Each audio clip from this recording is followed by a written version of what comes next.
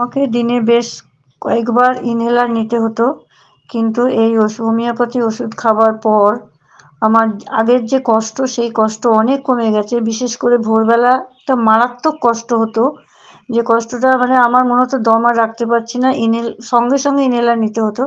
কিন্তু এই ওষুধটি ব্যবহার করার পর আমার সেই কষ্ট অনেক অনেক অংশে কমে গেছে। Good morning. তো আজকে যার কথা তোমরা শুনলে, তিনি একটাই কথা বলেছিলেন, সেটা হচ্ছে ওনার খুব ক্লান্ত লাগে। ঠিক আছে, উনি আর সেরকম কাজ করতে পারছেন না ছুটে ছুটে। আর ইনহেলার মানে এনার আরও অনেক সমস্যা আছে, এবং সেগুলো আস্তে আস্তে পরে কোনো একদিন বলবো। এখন এই কথাটা আমি এই ইমপ্রুভমেন্টটা আমি জানাচ্ছি তোমাদের। সেটা হচ্ছে, ওনাকে যেটা বলা হয়েছিল যে সারা জীবন ইনহেলার লাগবে, উনি বাড়িতে এক্সট্রা এনে রাখতেন। মানে যেহেতু দিনে 4-5 বার ইনহেলার মানে লাগতো। আর ইনহেলার ছাড়ানোর কেস তো বা ইনহেলার কমানোর কেস এটা প্রথম নয়। আমার চ্যানেলে অনেক ইনহেলার কমানোর ব্যাপার আছে, আমার জীবনে আছে, ঠিক আছে, তার মধ্যে কিছু চ্যানেলেও আছে। তো এনাকে বলা হয়েছিল সারা জীবন লাগবে, ইনি সবসময় একটা এক্সট্রা এনে রাখতেন, কারণ যদি ফুরিয়ে যায় তাহলে উনি আর মানে থাকতে পারবেন না। ঠিক আছে, উনি আমাকে বলেছিলেন যে ভোরবেলা উঠে না আমি খুঁজি এদিক ওদিক আমার ইনহেলারটা কোথায়। ঠিক আছে, আমার এত টান লাগে।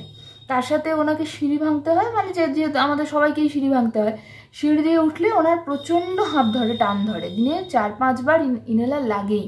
সেই মানুষটা 20 দিন ওষুধ খেয়ে, মানে ওষুধ খাওয়ার আমাদের যাই হোক 20 দিনই ওষুধ খেয়েছেন।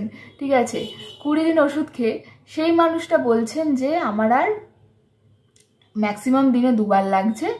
আর ওই যে কষ্টটা, ওই যে সকালবেলা ঘুম থেকে উঠে আমি ইনহেলার খুঁজছি, হ্যাঁ, বা সিঁড়ি দিয়ে উঠতে গেলে আমি হাতে নিয়ে, তুমি কল্পনা করতে পারছো কতটা কষ্ট হলে একটা মানুষ, মানে কতটা সিভিয়ারিটি হলে একটা মানুষ সিঁড়ি দিয়ে উঠতে হবে জানলে হাতে ইনহেলারটা নিয়ে ওঠেন। মানে কি বলবো, মানে ভাবলেও কেমন একটা হচ্ছে। আমি জানি না যারা দেখছেন তাদের মধ্যে কতজনের এইরকম সিচুয়েশন আছে। I am sorry for them.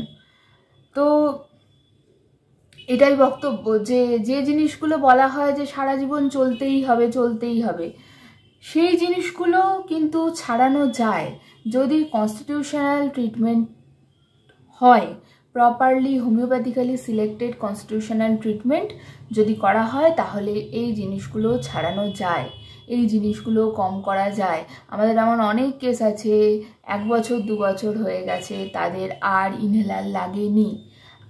অনেকেরই মনে ধারণা যে ইনহেলার একবার শুরু করলে আর ছাড়া যায় না। হোমিওপ্যাথিতে কিন্তু ছাড়ানো যায়, এটাই আমার বক্তব্য। ঠিক আছে, তো এটাই বলার ছিল যে শুধু শুধু না জেনে, কতটা কি হয় প্রোগ্রেস না বুঝে শুধু শুধু কোনো জিনিসকে ছোট করবে না। দেখো, প্রপারলি ট্রিটমেন্ট নাও, ধরে খাও, তারপরেও যদি না কমে, তারপরে যা যা ম্যানেজমেন্ট বলা হয় সেগুলো শোনো, তারপরেও যদি না কমে জানাও, অবশ্যই দেখা হবে, হোয়াই নট, তাই না? একজন ডাক্তারবাবু সবসময় চাইবেন যাতে তার পেশেন্ট সুস্থ হয়ে যায়। ঠিক আছে, বাই।